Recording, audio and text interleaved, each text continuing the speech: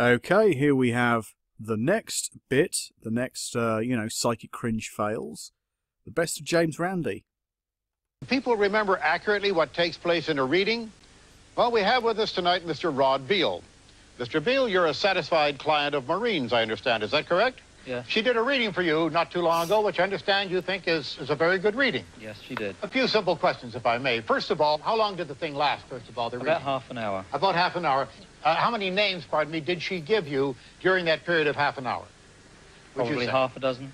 About half a dozen. And did they all hit? Not everyone. How many but did they would had you a say? similar sounding, like Doreen, Maureen, that type of thing. Well, you were kind enough to give us a tape recording of that reading done by Maureen Flynn for you. And for your information, during your reading, Maureen Flynn tried these names, and they are on the tape of the reading that you're referring to. Alan, Alfred, Alice, Anne, Bill, Charlie, Colin, Connie, David, Derek, Eileen, Ellen, Flory, Frank, Fred, George, Jim, Joe, John, Karen, Catherine, Kevin, Lillian, Lisa, Liz, Lynn, Mark, Mary, May, Michael, Rob, Ron, Shirley, Sydney, Stanley, Sid, and Steve. That's quite a few. More than half a dozen. That's 37 names, and she also asked you if you could connect with any name beginning with an N or an L, and you could not do so. Now, in the ones that were accepted, and you did accept 9 of the 37 that were given, these were some of the categories: a son, a lodger, a brother, a nephew, an adopted nephew, a grandfather, a fellow worker, a cousin, and the neighbor's dog. So a real mixture. Once you analyse the average psychic reading, you'll find most of the information given usually doesn't hit. Unless it's like 90% Barnum statements, it's going to be majority, well, crap, really. I mean, if you went just for Barnum statements like, oh, I feel changes around you, has there been a person with a medical condition, and things of this kind, if you go with that kind of stuff, it'll land more or less every time, more or less. But with a cold reading, even one which is sincerely done by a believer, like this Maureen gal, well, it's not always going to work out well. Because they tend to give out more, the mediums, and I don't mean that in a good way, because they don't have that filter of the bullshit artist. Because on some level they genuinely believe it, and as a result, they end up giving more shit. No, That's right out of context. I'm sorry? Right out of context. We have a transcript of it right here, sir, and you may have that transcript to refer to it, and the names, I think, are outlined there, all 37 of them. You can analyse anything. You can analyse Encyclopedia Britannica. Mr. Beal is here because he felt that what he actually got on that tape made sense to him, very much so. I mean, people feeling like something made sense, that's one thing. But it actually making sense in reality, that's another. Would you welcome, please, Uri Geller. Johnny had been a magician himself and was skeptical. I was asked to help prevent any trickery. Nice to see you. Thanks. We have only met... This scares me. This scares you? Well, we just got some things together here. And I told them to provide their own props and not to let Geller or his people anywhere near them. Also, one of our staff members did some drawings which have been sealed in an envelope, and I'd like you to take your own pace when you feel like you want to try anything. Right. Do you want to try that particular experiment first? When I'll feel free. When okay? you... Sure. We'll start eliminating the ones that do not have the water. All right, without touching them. He is really suspicious, you know. Yes. I'm having a hard time with you. Okay, I don't mean to be, Uri. I really No, don't. just keep looking. Okay, let me rest a little, all right? All right. You know, I'm surprised because before this program, your producer came and he read me at least 40 questions you're going to ask me. Well, I can ask you all kinds of questions if you'd like me to ask you questions. I have to have time, and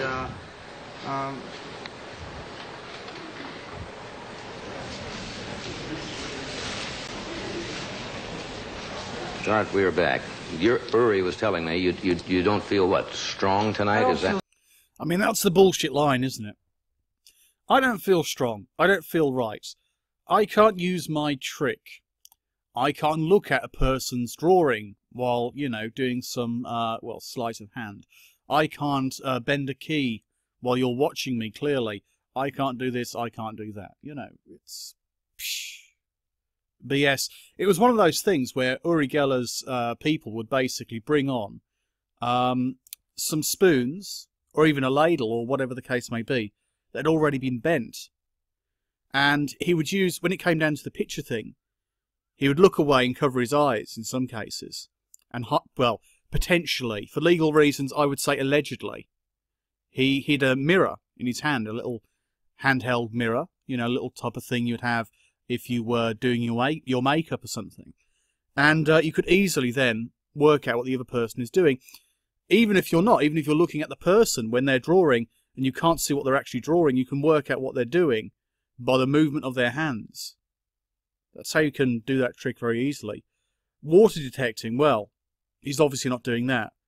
And he's never going to really step out of the closet and say, oh, by the way, guys, I can't actually detect water and I can't detect oil because the big oil corporations, they paid me a great amount of money over the years to basically detect different oil deposits. And if I come out as a fraud, you know, they might sue me.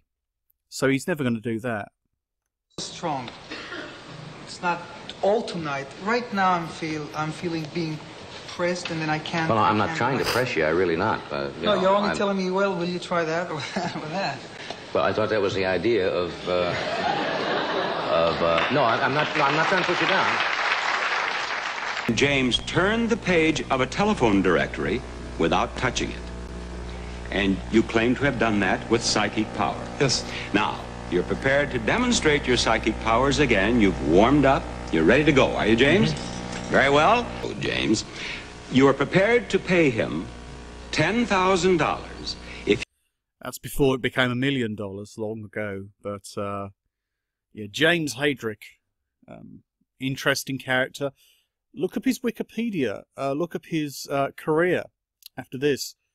He basically still had a school going for special arts. And then he went to prison for the abuses that he'd actually committed.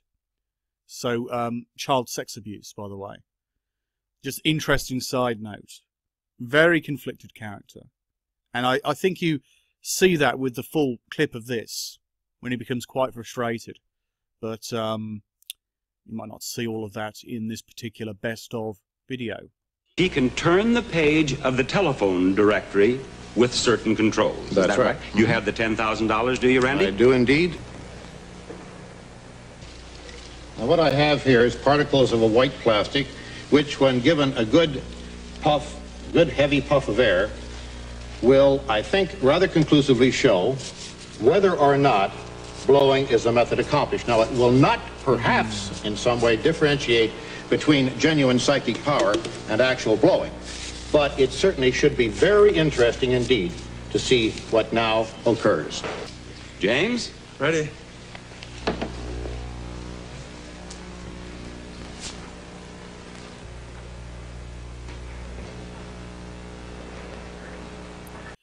I mean, you can tell that he doesn't really want to do it. He's even using a different technique. I mean, that's the thing. Before, if I just look back briefly, I'll just try and find that. There he is. He's like that. But then all of a sudden, he's like that. What's up with that?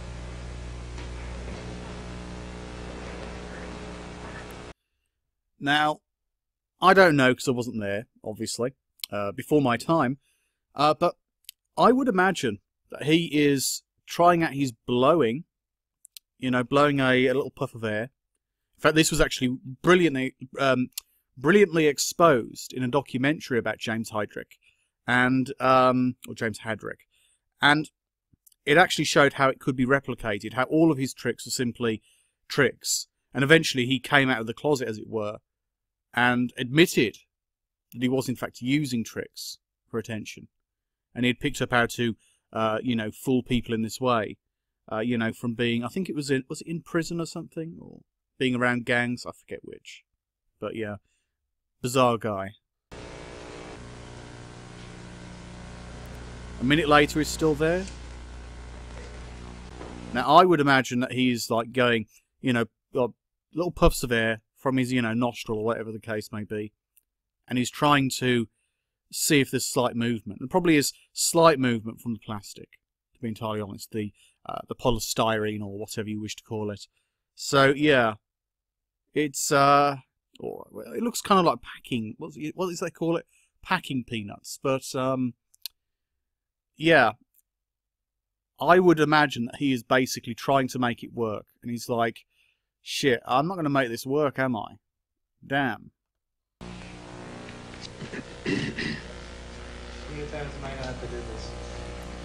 Oh, and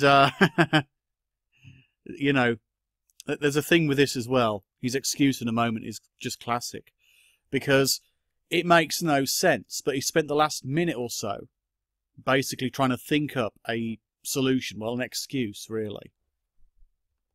This time, How many pages? Just one page, once. Like Okay. that. The styrofoam and the lights form electricity which pulls the page. Look.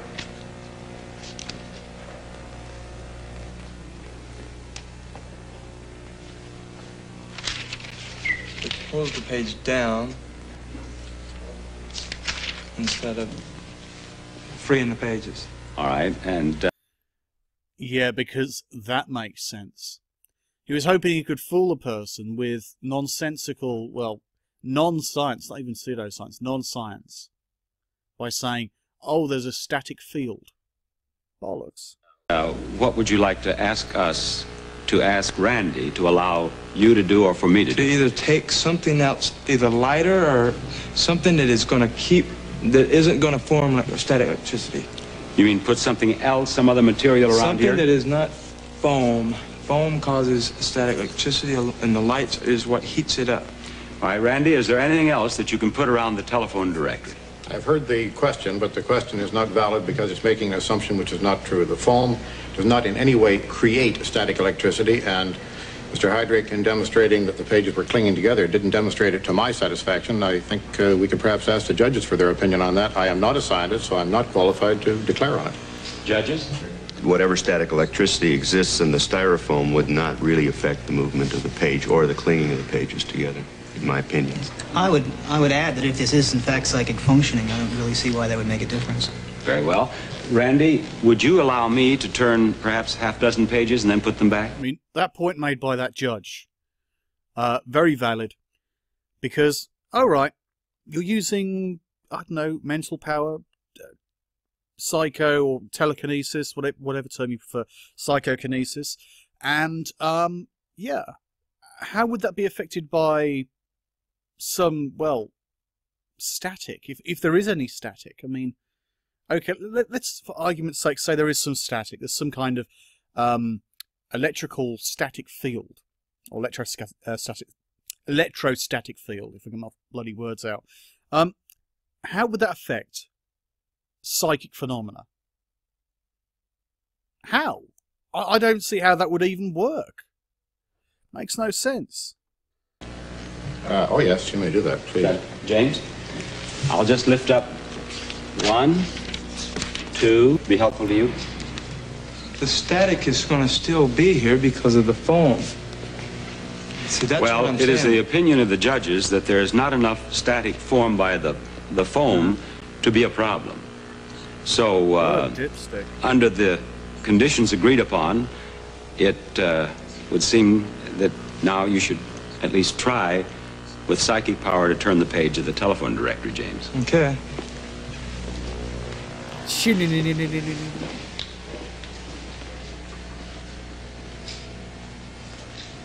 I wish you'd just tried it and blown all the foam everywhere. That would have been a better video.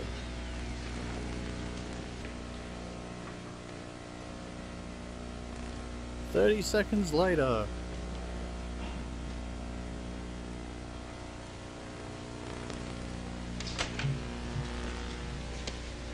Whoops. It's not going to turn for you? No, it isn't.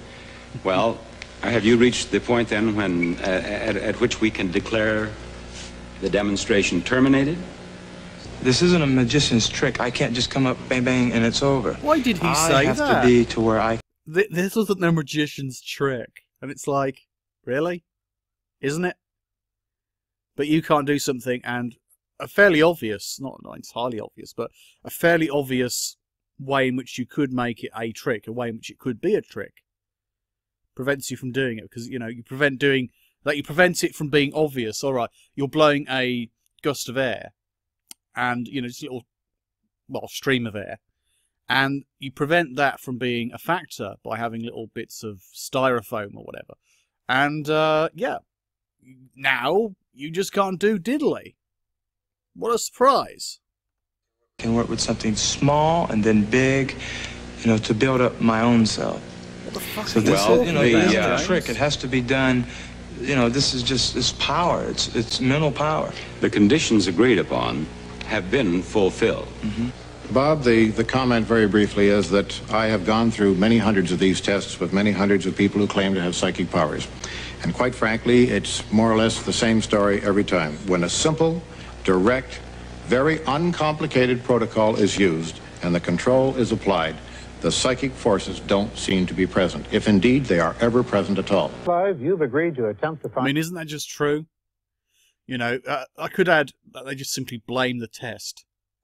You know, they just blame the fucking test. I mean, that's what they do.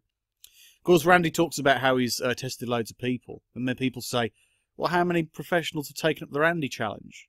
You know, the whole, like, $1 million challenge, which is no longer going, but still. Not as many as you might hope. Very few, in fact. I think there's only been 1, 2, possibly 3 people who've actually tried to go for the $1 million challenge who are actually professional medium psychics, etc. The rest are all amateurs, all somewhat deluded. They want to believe that they have an ability, and when they fail, they go, oh, well, it's the negativity. Of who? James Randi. But he wasn't involved in the test. Well, yes, he was. He organised it. Well, he organised it with an independent group. Didn't know when it was going to happen, because he didn't want to, because of the negativity claim.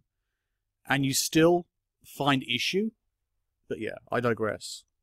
Find a piece of zinc ore like this one right over here, which is concealed under one of the 7 boxes that you see I like behind this us. divination one. Yes, that's quite correct. It's a good one. First, please show us the effect of your dowsing rod on this sample of zinc ore, and we'll just conceal the sample with a box so the conditions are exactly the same as when you come to do the test.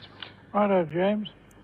Now, to explain how the rod works, when you're facing the ore, I don't know if you can see this, but I'm trying to... We put a white-ended tip there. It has a slight sideways move when you're there. Take it off, and it dies. See it die, comes in, and it dies again. So to amplify that, I give it a voluntary upward movement. So aim it at the ore, and what do you get? You get a large oval form, which is easy to distinguish. If I take it to the side, see it die? I'll close my eyes, bring it in.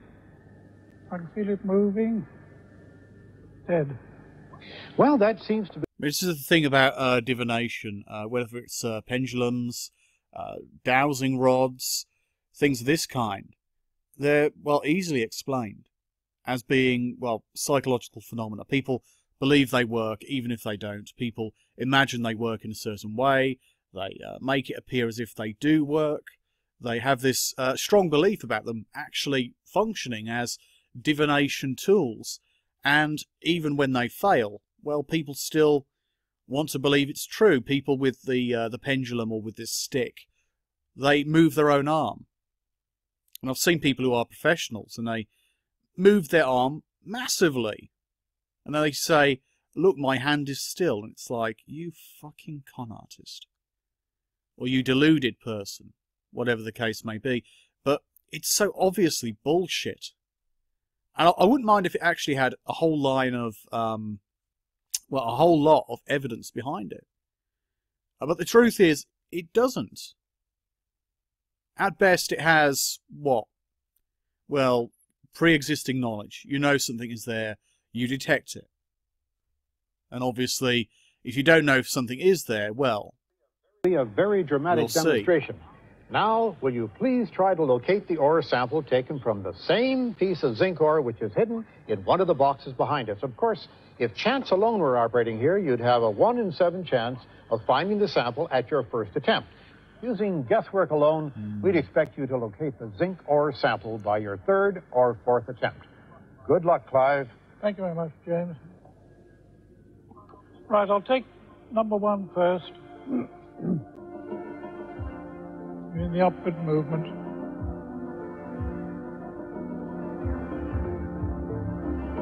There's no there.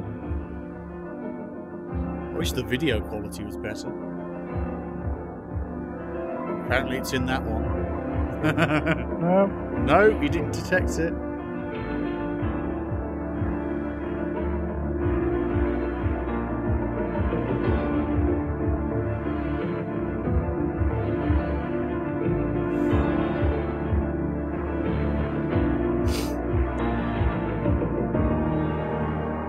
Come back to that.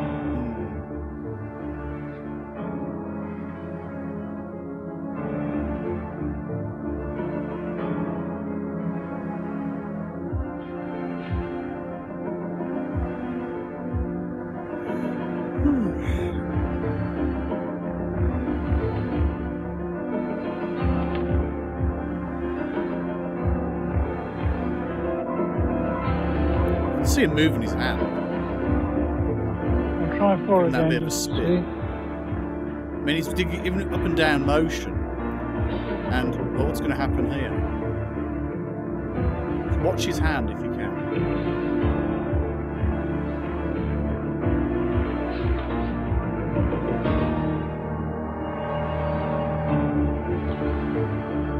Well, James, we'll bank on 7, see if it's there. On number 7. All right, let's take a look and see. Gee. Now, even I don't know underneath which box the zinc ore is, and I see that it's not here. Well, Clive, would you like to have a second try at it? Let's try number 4 again. Number 4. No. Well, it was wrong, so let's try another attempt, shall we?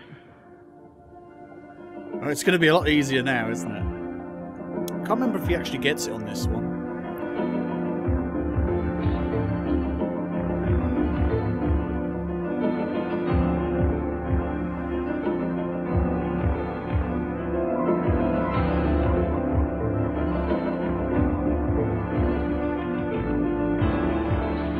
That one.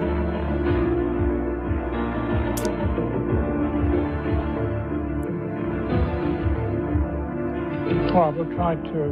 We'll try number 2. Okay. Right, let's take a look. Here we are at box number 2, the 3rd guess, and there we are. There's the piece of zinc. Zinc ore, pardon me. Well, Clive, would you join me here for a minute? Yes, certainly. We said that by chance you'd find it on your 3rd or 4th attempt. You found it on the 3rd attempt, so your results, sadly, seem to be no better than chance. But we'd like to thank you very much for coming tonight. Well, he gave it a try. Can't knock that, and he doesn't seem bitter. That's good. But he didn't do very well. Although I was surprised that he managed to get to it, you know, by his, well, technically 3rd attempt. So, yeah, it could have been better, could have been worse.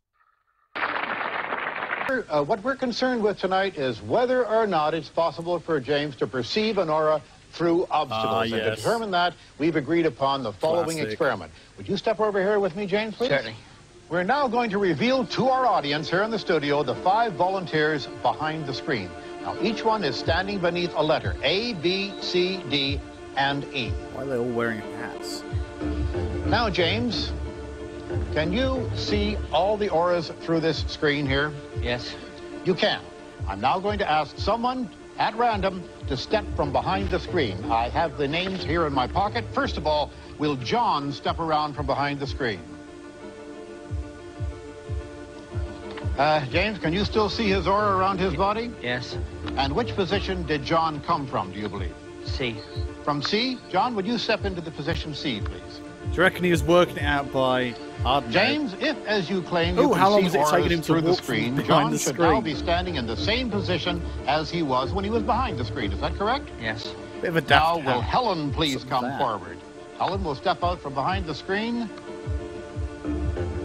Now, James, from what position did Helen come? D.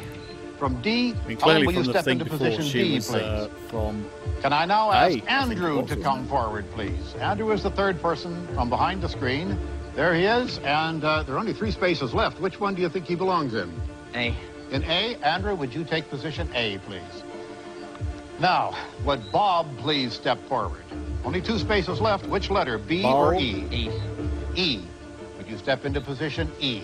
And finally, would Danny step forward, please? Of course, there's no choice about which letter James thinks you are, so Danny, you'll take up position B, am I correct? Okay, fine. Just a moment ago, these 5 persons were standing behind the screen. James, if you have them all in the correct order, it will be good evidence that you can see auras through screens, as you have a less than 1% chance of matching all of these 5 correctly by chance alone, just by guesswork. By chance alone, you should get, the expectation is, one of them correct, if it's only chance. Let's see if James managed to beat the odds. To these 5 people, I ask, please reveal which position you were originally standing in by showing us, I think it's inside your hat, isn't it? Take them off and let's see. C, B, D, A, and E. So out of this, we obtained 2 correct. All right. So, James, you got 2 out of 5 correct, and I take my hat off to you for trying. Would your volunteers please go back to the correct positions in which they actually belong? Take your correct positions, and those 3 move into different spots. The results are only slightly better than those predicted by chance. It seems something went a bit wrong this time. What explanation could there be, James? Well, it's quite possible that this has been the first time that I've ever attempted this, right? Mm-hmm. And it's quite possible that I've allowed myself to come into it, okay? I see, but you did say you could see them through obstacles. Yes, I can, yeah. Well, thank you very much, James, for coming tonight. I like the editing on these shows, because the amount of stuff cut out where they added in James Randi's voice, saying, you know, it's what you'd expect by chance, pretty much. It is slightly better than, you know, well, real chance, I suppose, like low chance. But still, yeah, it's good how they edit out bits. Probably them being, you know, like, oh, the energy field or negativity, etc. Well, probably to make the show work. The amount of garbage they must speak and must be cut out as a result must be quite sizable.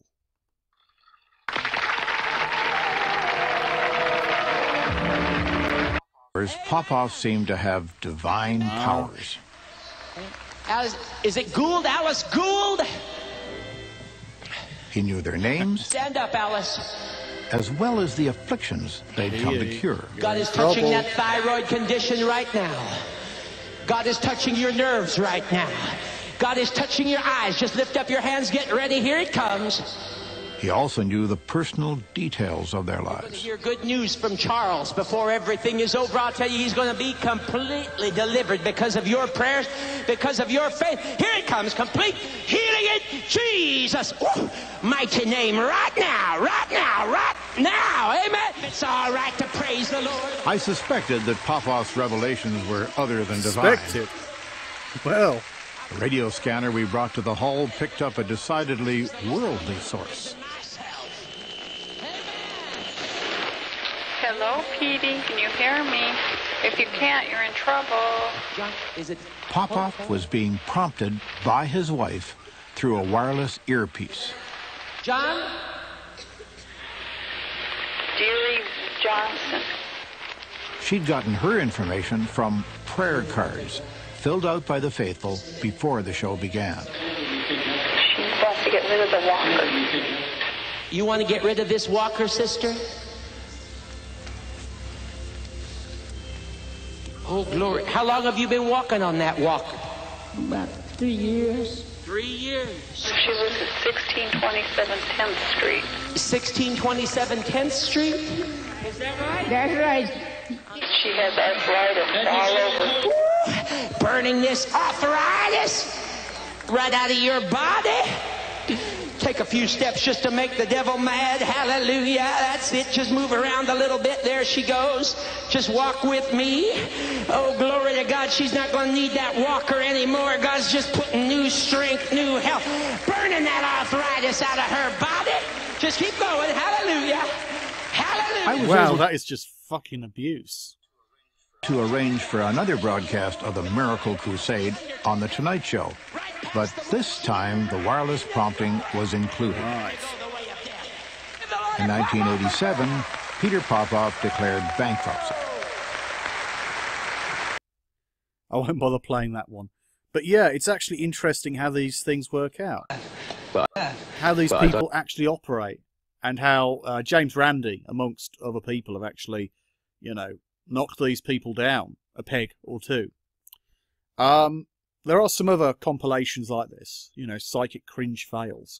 But it's worth pointing out that there are so many con artists out there. Every time a person gets so heavily exposed that say, a large proportion of the spiritualists or whatever the case may be, reject them. They say, no, they're a fraud. There's already like 1,000 others they can go to. Oh, well, yeah, you know, tarot card reading, it's rubbish, but when I go to my tarot card reader, oh, my tarot card reader, they give me the best reading I've ever had. You know, oh, it's so accurate. It's nothing like, you know, such and such. Oh, when I go to my medium at the spiritualist church, oh, it's far better than blah. So, yeah, you know, you end up with these people who are being exposed as being inefficient at the very least. You know, they claim to be a medium, claim to be talking to the dead, and the vast majority of information is nonsensical. And, yeah, people just simply go, well, maybe they're having an off day. Maybe that was it. Maybe they were just simply not in the right frame of mind. Maybe when it comes down to people with these skills, they have real skills. In fact, many people who've seen James Heydrich, seen, you know, his video clip being debunked by Randy, they go, no, but he could have been real. Because they're completely unaware of the documentary where he admits that he was using trickery. So, make of that what you will. But when it comes down to any of these people, well, people are willing to assume that Randy is a trickster. Ah, well, he's a magician, therefore he must be faking the results, even if he's not involved in the test. Even if he's been entirely, well, straightforward and, you know, up front. But they're willing to presume that there must be some kind of con artistry going on. It's not to say that every single person is a con artist, you know, whether it's a person doing divination or not. They might well be. But the truth is, it's to do with people who actually have, well, alleged skills. They have a so-called ability, and it doesn't really add up to diddly. So yeah, you have these people with these skills, and it's like, oh yes, I can see where the auras are, James, and clearly they can't. There's something wrong there, isn't there? Something worth questioning. And when it comes down to any of these so-called skills, I think we should question it, you know. So if you want to see the full video without my rambling over it, it's right there, and it's going to be in the description if you want to find it. But please do check it out, give your opinion, because it's an interesting subject, at least in my humble opinion.